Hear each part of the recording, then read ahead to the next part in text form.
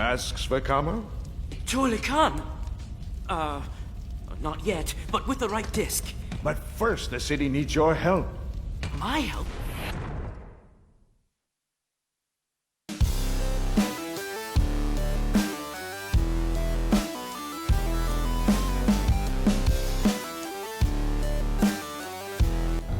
Toa Vakama.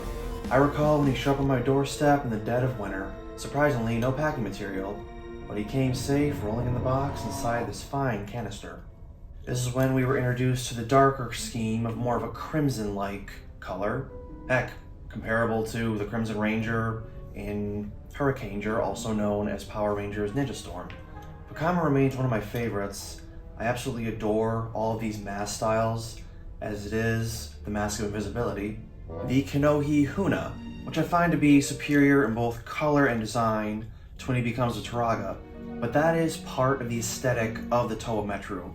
They're meant to look like an archaic design, almost like a exposed skeleton when you dissociate on machinery.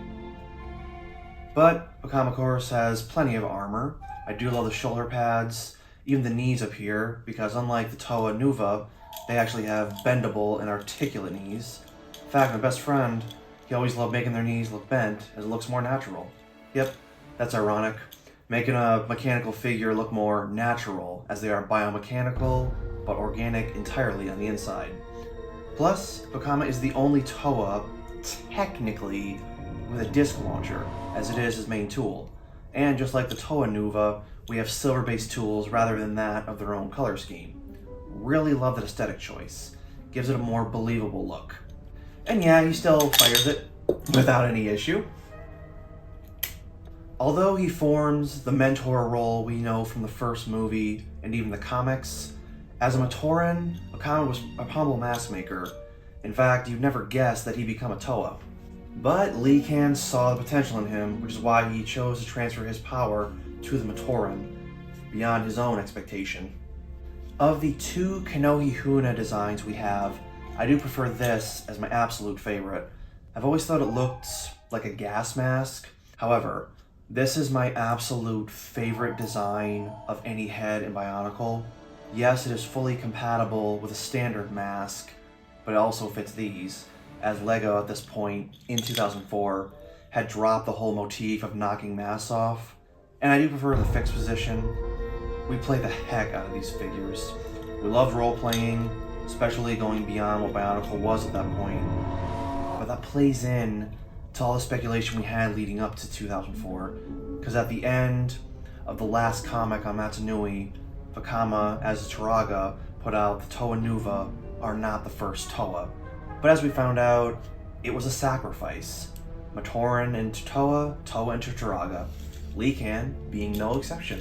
Starting in 2004 is when they became articulate and flexible. In fact, Gali here from 2001 can't even move her head, but Vakama is nearly posable entirely.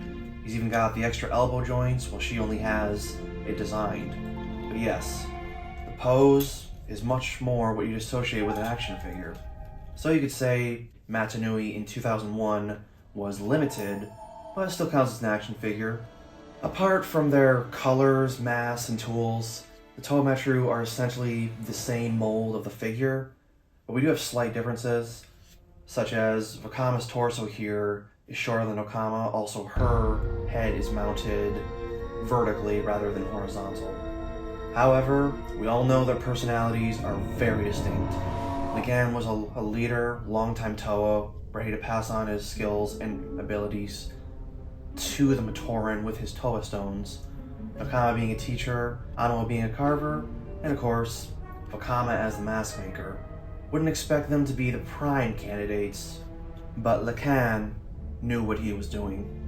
Alright, Vakama, you're center stage again. A welcome feature to each Toa Metru, allowing them to carry their tool on their back. Much like stashing, as was introduced in the first Bionicle movie, and used for the first two films extensively.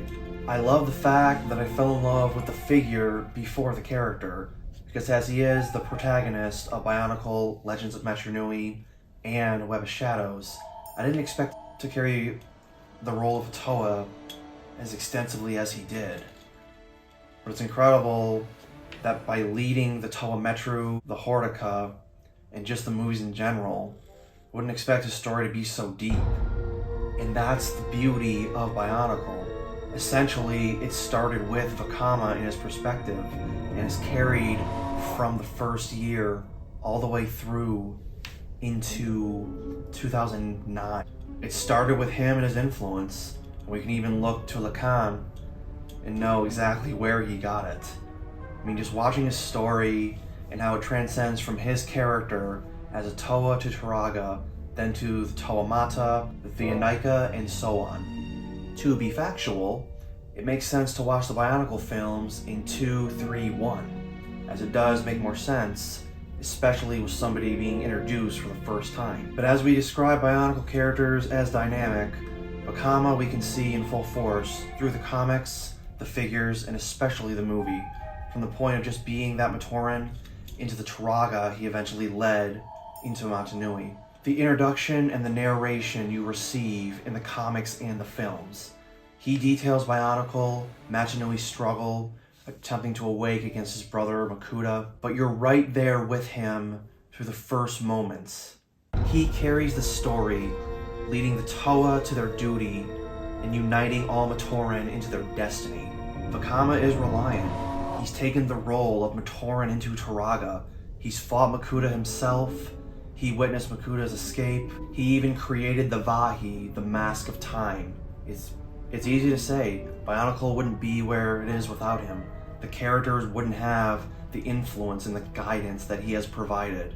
And he wouldn't have gained it all if it weren't for Lhikan, just passing from generation to generation. Like now, as I'm passing this info onto each of you.